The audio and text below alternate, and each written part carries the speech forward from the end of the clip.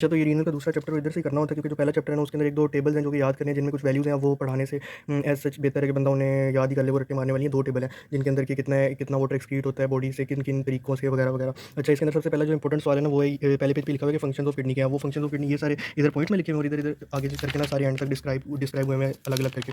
उनमें से कुछ मेन फंक्शन है, ये सवाल आ जाता था कि एक्सक्रीशन ऑफ मेटाबॉलिक वेस्ट सबको पता है, regulation of water electrolytes, regulation of body fluids वगैरह, ये सारे यहाँ से पढ़ लेने हैं। आर्teriयल प्रेशर को मेंटेन करता है, एसिडिक बैलेंस रखता है और एरिथ्रोसाइट प्रोडक्शन करता है, ग्लूकोनियोजेनेसिस और हार्मोन की एक्सक्रीशन करता है। ये सारा यहाँ पे भी ना थोड़ा ये एंड वाले 2 मैंने अलग से इधर बता रहा हूँ, क्योंकि वो इंपॉर्टेंट है। जिस तरह ग्लूकोनियोजेनेसिस का काम करता है जब ग्लूकोज चाहिए होती है, और ये मतलब ये विटामिन डी की प्रोडक्शन के अंदर हेल्प करता है। 1 टू डाइहाइड्रोक्सी विटामिन डी3 कोल कैल्सिट्रोल की एक्टिव फॉर्म ऑफ विटामिन को बनाने में, ठीक है। और by hydroxylating the this vitamin at number 1 position, तो ये याद रख लेने वाली बात है, जो कि अगर ये आ गया तो उसमें लिख देनी है। उसके बाद ये फिजियोलॉजिकल एनाटमी, वैसे तो एनाटमी वाला सवाल है, लेकिन ये इसमें अब मतलब पढ़ने वाली बात है, बस एक बार रीड करना है, लेकिन वो भी ज़रूरी नहीं, क्योंकि ये हमें सारी चीज़ें पहले ही पता होती है कि ये किडनी का अगर स्ट्रक्चर है तो एक आउटर कॉर्टेक्स होता है और एक इनर मेडुला होता है, और ये इसी तरह याद रख लो पक्का-पक्का, आउटर कॉर्टेक्स, इनर मेडुला। और बाकी सारी सी बात है फिर ये जो क्या कहते हैं गैप्स होते हैं ना, पाउचेज़, ओपन एंड पाउचेज़, इनको कहते हैं मेजर कैलिसेस। और ये जो मतलब उसके बाद आता है ना मेजर कैलिसेस, और उससे पहले जो क्या कहते हैं ये है स्टैंडर्ड डाउनवर्ड्स, ये माइनर कैलिसेस है। बाकी एनाटमी में हमने पढ़ा कि किडनी पोस्टीरियर वॉल के ऊपर पड़ी होती है, और उसके अलावा आउटसाइड पेरिटोनियल कैविटी होती है। जाहिर सी बात है ये एक रेट्रो पेरिटोनियल ऑर्गन है। बाकी ये चीज़ों को पता है, ये हाइलम है, इधर से यूरेटर आ रहा होता है, ब्लड वेसल्स आ रही होती हैं जो आर्टरीज और वेन्स हैं। इसके बाद ये इसकी रीनल की blood supply almost 22% of the cardiac output जो है ना, ये किडनी का नॉर्मल होता है, blood flow to the kidney, दोनों किडनी की तरफ। बाकी ये भी इस तरह याद रख लें, इनके अंदर जो आर्टरीज है ना, वो मैं बता देता हूँ किडनी की, कि जिस तरह शुरू होती हैं। सबसे पहले मतलब ओल्टा से ही 2 ब्रांचेज़ निकलती हैं किडनी की, जो उसके अंदर डायरेक्टली चली जाती हैं, कि वो फिर यहाँ से एंटर होगी हाइलम वाली साइड से किडनी आर्टरी, और वो आगे जो जिन ब्रांचेज़ में डिवाइड होगी, पहले इंटरलोबार आर्टरी होगी, फिर आर्क्यूरेट आर्टरी होगी, जो कि बिल्कुल ये रीनल पिरामिड के मतलब ऊपर जाके ना, यूँ क्या कहते हैं अगर इधर से आ रही है ना, तो ऊपर जाके बिल्कुल उसके यहाँ पे होती है। और उस फिर आर्क्यूरेट आर्टरी के अंदर से ढेर ढेर सारी छोटी-छोटी आर्टरीज़ निकलती हैं, जिनको इंटरलोब्यूलर आर्टरीज़ कहते हैं। नाम से ही पता चले, छोटा-सा मतलब लोब्यूलर जैसा नाम है, तो वो छोटी-सी आर्टरी होंगी जो उसके ऊपर होंगी। ये इंपॉर्टेंट मतलब ये सारी इसकी ब्लड सप्लाई होगी। इसी तरह जो वेन्स का है वो इससे उल्टा लिख देना। नेफ्रॉन जो होता है वो फंक्शनल यूनिट होता है किडनी का, ये सारों को पता है। और दूसरी बात, ये रीजनरेट नहीं कर पाता, तो अगर इन केस अगर किडनी खराब होने लगी है तो नेफ्रॉन रीजनरेट नहीं कर पाते। उसके अलावा बाकी ग्लोमेरुलस का पता है, ये वाली बातें लिखी हुई हैं बस इस चैप्टर में। ग्लोमेरुलस हो गया, बोमेंस कैप्सूल हो गया, और इस तरह की डिसेंडिंग और असेंडिंग लिप जो होता है लूप ऑफ हेनले में, वो हम हमेशा से एक तरह का पढ़ते आ रहे हैं, लेकिन इधर थोड़ा सा फ़र्क है। अब ये डिसेंडिंग लिप है और ये असेंडिंग लिम्ब है। तो असेंडिंग लिम्ब के अंदर ना 2 डिवीजन है, एक ऊपर वाला पार्ट थिक होता है और नीचे वाला पार्ट थिन होता है। ये हम अगले चैप्टर में डिस्कस करेंगे ऐसा क्यों होता है। और उसके अलावा हाँ, ये एक इंपॉर्टेंट चीज़ है, जक्स्ट्रा मेडुलरी नेफ्रॉन्स, ये क्या होते हैं? अब ये मतलब एनाटमी में भी आ जाता होता है और इधर भी आ जाता है, और ये इंपॉर्टेंट सवाल है कि जक्स्ट्रा मेडुलरी नेफ्रॉन्स होते कौन से हैं? नेफ्रॉन होते हैं किडनी के अंदर 2 तरह के, मतलब पूरी किडनी में इधर नेफ्रॉन ही नेफ्रॉन पड़े हुए हैं ना। ये इनर वाली जगह है जिसको हम कहते हैं मेडुला, ये आउटर वाली जगह जिसको हम कहते हैं कॉर्टेक्स। अब कॉर्टेक्स में भी ढेर सारे नेफ्रॉन इधर पड़े हुए हैं। ये यहाँ से हमारा मेडुला शुरू हो गया था, फर्स्ट करो। तो अब ये जो मेडुला वाली हमारी बाउंड्री है ना, जहाँ से मेडुला शुरू हुआ है, इसके बिल्कुल ऊपर अगर हम एक बोमेंस कैप्सूल रखें ना, ग्लोमेरुलस, अगर इधर एक पड़ा हो, तो वो उसका नेफ्रॉन किस तरह चलेगा? इस तरह को चलेगा। तो अंदर वाली मतलब मेडुला के भी अंदर उसका लूप ऑफ हेनले आएगा, और वो भी इतना डीप कि वो ज़्यादा डीप चला जाएगा। इसलिए इस वाले जो नेफ्रॉन्स होते हैं उनको कहते हैं जक्स्ट्रा मेडुलरी नेफ्रॉन्स, जो बिल्कुल मेडुला की बाउंड्री इनर मेडुला की बाउंड्री लाइन के ऊपर पड़े होते हैं, और उनका डीपली जा रहा होता है सारा लूप ऑफ हेनले। और इनका मकसद ये होता है कि ये कॉन्सनट्रेटेड यूरिन बना सकते हैं इस तरह से, क्योंकि जो लूप ऑफ हेनले है उसका भी बेसिक मकसद ये होता है कि यूरिन को कॉन्सनट्रेट करना होता है। तो ये ज़्यादा डीप चले जाते हैं, और मेडुला के अंदर जो यूरिन की कॉन्सनट्रेशन करानी होती है ना, वो इनका मतलब मेन काम है। बाकी जो मैंने आर्टरीज़ वगैरह बता रहा था ना, उनमें आर्टरीज़ में भी एक इधर डिस्क्रिमिनेशन है, डिस्क्रिमिनेटिव पॉइंट है एक। तो ज़ाहिर सी बात है जो बोमेंस कैप्सूल के अंदर जा रही है वो एफरेंट आर्टरी है, जो उसके अंदर से निकल रही है वापस वो इफरेंट आर्टरी है। जो बीच में ये बोमेंस कैप्सूल के अंदर ग्लोमेरुलस बने ना, वो इन्हीं आर्टरीज की मतलब छोटी छोटी डिवीजन से बने, मतलब ये ढेर सारी डिवाइडेड हो गई है, ताकि मतलब इधर से क्योंकि फिल्ट्रेशन होनी है आर्टरीज के अंदर से चीज़ें निकलनी है, फिर नेफ्रॉन ने लेनी है वगैरह वगैरह। अब वो जो एफरेंट आर्टरी निकली है ना, वो ढेर सारी मतलब अब उसने पूरे नेफ्रॉन के अंदर एक घिरी हुई है, मतलब आसपास सारे इंटरस्टिशियम में पड़ी हुई है, जाहिर सी बात है। लेकिन इधर एक फ़र्क है कि जो लूप ऑफ हेनले है ना, उधर वो इस तरह नहीं पड़ी हुई कि लूप ऑफ हेनले से भी जो चीज़ें अंदर आनी थी और आर्टरी में वापस जानी थी, वो भी अगर ऐसी पड़ी होती मतलब बखेरी हुई, तो वो भी सही था, उधर से ले लेते, लेकिन नहीं, उसमें बाकायदा यूँ आती है नीचे करके, और फिर उसी लूप ऑफ हेनले की मतलब उसी की बनावट के मुताबिक वो ऊपर जाती है, जिसका मकसद ये होता है। और उन्हें उन पेरिट्यूबुलर कैपिलरीज को खास तौर पे कहते हैं वेज़ा रेक्टा। ये डिस्क्रिमिनेशन हमने इसलिए की है, जो कि हम अगले चैप्टर में पढ़ेंगे, क्योंकि ये ज़्यादा फ़ायदा देती हैं वो कॉन्सनट्रेट करने को यूरिन के लिए।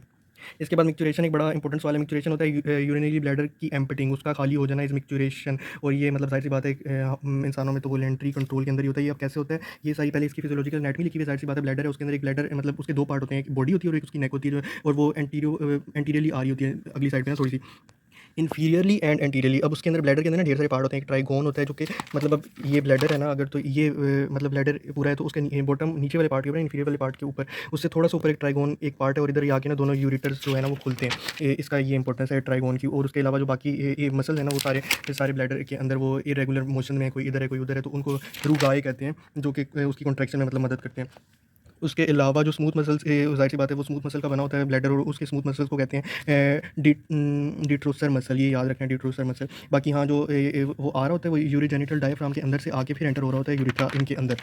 और इधर भी देखो ना, ये बल्कि ये डायग्राम बड़ी अच्छी है जुक्स्टामेडुलरी नेफ्रॉन की, बिल्कुल ये जो मेडुला की बॉर्डर लाइन है ना उसके ऊपर जुक्स्टामेडुलरी नेफ्रॉन पड़े हुए हैं, इनका फिर लूप ऑफ एनले देखो कितना डीप जा रहा है। हाँ, बाकी अब ये जो इनर्वेशन ऑफ ब्लैडर ये बड़ा खास है और बड़ा इंपॉर्टेंट है, और ये इसी डायग्राम के साथ फुल रट्टा मार लेना, सेम टू सेम ये डायग्राम बना ली तो फुल नंबर आ जाएंगे। इसमें इंपॉर्टेंट ये है कि मतलब अब मतलब एक रट्टे वाली तरीके से बताऊँ तो देखो, S1 को छोड़ देना, S2 3 4 के अंदर से निकलनी जो है नर्व्स, और वो इसी तरह याद रख लो। अभी देखो, एक एक तो दो हमारे पास चीज़ें होती हैं, एक ऑटोनॉमिक सिस्टम होता है जिसके अंदर सिंपैथेटिक और पैरासिम्पैथेटिक होता है, वो अनकंट्रोल्ड होता है, वो हमारे कंट्रोल के अंदर नहीं होता है। एक होता है बाकी सोमैटिक, जो हमारे कंट्रोल के अंदर होती हैं। तो जाहिर सी बात है मैच्योरेशन जो है वो हमारे कंट्रोल के अंदर है, तो वो भी उसका सिर्फ एक्सटर्नल स्फिंक्टर जो कि हमारे कंट्रोल के अंदर है। तो जाहिर सी बात है जो एक्सटर्नल स्फिंक्टर है वो किस नर्व वो उसकी सप्लाई होगी सोमैटिक। यही सारी चीज़ें यहाँ पे लिखी हुई हैं, और सोमैटिक को मतलब प्यूडेंटल नर्व के जरिए S2 3 4 निकली, S2 3 4 से ही है उस वो प्यूडेंटल नर्व जा रही होगी एक्सटर्नल स्फिंक्टर की तरफ। और इसको याद इस तरह रख लो कि निशानी के तौर पे, जिस तरह प्यूडेंटल, अगर हमने एनाटॉमी में भी पढ़ा है तो प्यूडेंटल पार्ट्स हमारे अपने कंट्रोल में होते हैं, हम किसी को उन्हें हाथ नहीं लगाने देते, टच नहीं करने देते। तो फिर इसका मकसद ये हुआ कि प्यूडेंटल जो नर्व है वो हमारे एक्सटर्नल स्फिंक्टर को सप्लाई कर रही है, तो वो हमारे अपने कंट्रोल में है, वो अंडर कंट्रोल है। बाकी उसके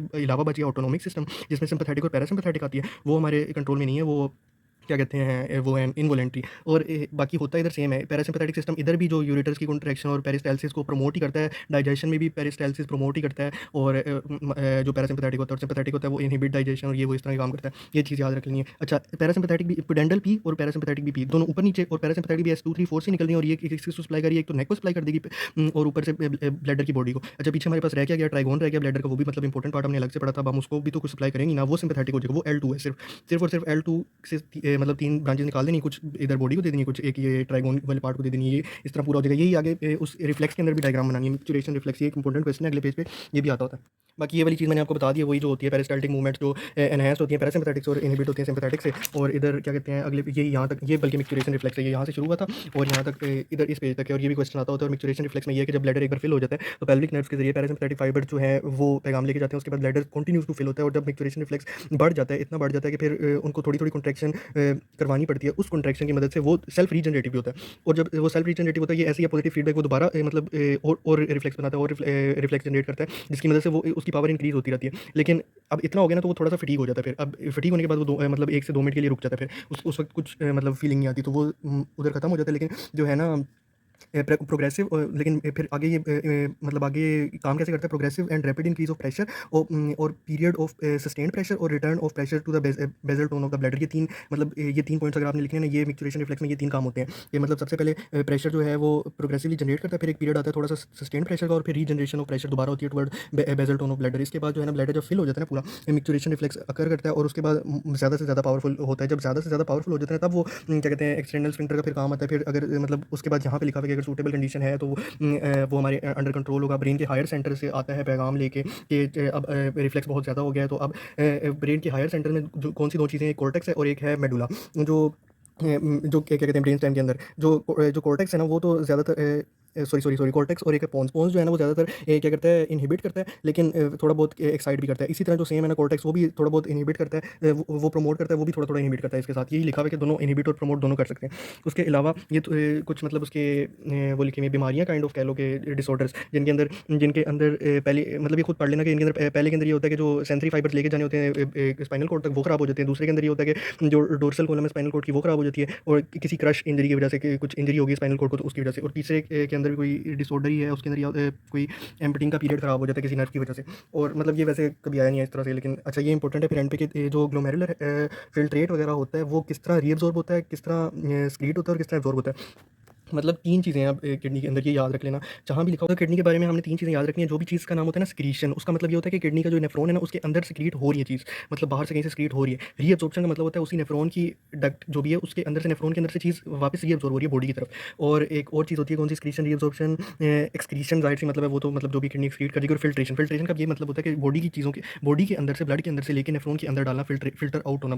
ग्लोमेरुलर फिल्ट्रेट जो भी होता है उससे नाम याद रख लो कि वो नेफ्रॉन के अंदर आएगा। ठीक है, अब यहाँ पे हमारे पास ना ये मतलब 3 चीज़ें, ग्लोमेरुलर फ़िल्ट्रेशन, रीअब्ज़ॉर्प्शन ऑफ सब्सटेंसेस और सिक्रीशन ऑफ सब्सटेंसेस। अब ये किस तरह होगी नेफ्रॉन के अंदर, ये देख लो बस, ये डायग्राम समझने वाली बात है कि एक तो तरीका है कि ग्लोमेरुलस के अंदर से ना जो फ़िल्ट्रेट होता है वो सारा रीअब्ज़ॉर्ब हो जाता है, और वो बहुत बड़ी क्वांटिटी में होता है। उसमें अमाइनो एसिड भी होते हैं। अमाइनो एसिड क्या होता है, मतलब प्रोटीन का टूटना, ठीक है, लेकिन प्रोटीन उसमें नहीं होता। ग्लोमेरुलस के अंदर ना ये जो बोमेन्स कैप्सूल है उसके अंदर प्रोटीन नहीं आ पाती, क्योंकि प्रोटीन बहुत बड़ी साइज़ में होती है, इसलिए अमाइनो एसिड सिर्फ आ पाते हैं, प्रोटीन ब्लड में सर्कुलेट करती रहती है। उसके अलावा कुछ आयन्स हो गए, सोडियम, कैल्शियम वगैरह ये चीज़ें होगी। उसके अलावा वाटर वगैरह, ये जो इस तरह की चीज़ें हैं ना, ये मतलब आ जाती हैं, फ़िल्टर आउट हो जाती है, ठीक है। अब ये क्यों फ़िल्टर आउट हो जाती है, क्योंकि हमने जो ग्लोमेरुलर फ़िल्ट्रेट है ना, वो हमने जिधर से फ़िल्टर आउट किया है ना, इसके अंदर से, तो यहाँ पे जो पोर्स है ना, उन उसको हमने इस इतने डायमीटर का रखना था कि उसमें से हम सारी चीज़ें निकाल सकें, इधर फ़िल्टर आउट कर सकें। अब वो फ़िल्टर आउट तो हो गई है, लेकिन हम वो सारी चीज़ें निकाल भी नहीं सकते, इसमें ग्लूकोज़ भी आ गई थी। अब हम ग्लूकोज़ तो हमें बॉडी में चाहिए वापस, तो अब हम क्या करें, ग्लूकोज़ हमने दोबारा बॉडी में लेके जानी है, हमने अमाइनो एसिड दोबारा बॉडी में लेके जाने, वो हम नहीं चाहते कि हमारी बॉडी से निकल जाए।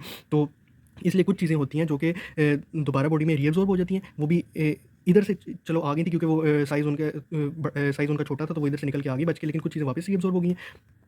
अच्छा, तो 4 तरह की चीज़ें होती हैं टोटल। एक तो है ना जो हमने उधर से फ़िल्टर आउट की हैं, और अब वो डायरेक्ट ना रीअब्ज़ॉर्ब हो रही है, ना उसके अंदर कुछ और एक्सक्रीशन हो रही है, वो डायरेक्ट यूरिन के अंदर चली जाएगी, ठीक है। दूसरी हैं जो कि पार्शियली रीअब्ज़ॉर्ब होती हैं, वो उधर से तो निकल आई थी यहाँ से बच-बचा के, छोटी थी तो साइज़ में निकल आई इधर से, लेकिन अब हमें वो ज़रूरी भी है बॉडी के लिए, तो हम कुछ-कुछ ना उनमें से वापस ले लेते हैं, जिस तरह सोडियम हो गया, क्लोराइड हो गया, इस तरह के आयन्स हो गए, ठीक है। तीसरा केस वो है कि जो निकल आई हैं उधर से, क्योंकि छोटा साइज़ था, लेकिन अब हमें वो बॉडी में बहुत ज़्यादा ज़रूरत है। उसमें तो चलो वो थोड़ी बहुत एक्सक्रीट भी हो गई थी, थोड़ी बहुत हमने वापस भी ले ली थी, लेकिन इसमें हम किसी सूरत उनको निकलने नहीं दे सकते। वो कौन सी है, मतलब ग्लूकोज़ हो गया, अमाइनो एसिड हो गया, अब हमने उन्हें सारी रीअब्ज़ॉर्ब कर देनी है वापस बॉडी में। ये होगी, ये जो नाम मैं बोल रहा हूँ ना साथ-साथ, ग्लूकोज़ और क्या कहते हैं अमाइनो एसिड, इसमें इसके अंदर सोडियम और क्लोराइड, ये वाले याद रखने हैं, और यही इस तरह ही लिखना है अगर ये आ गया।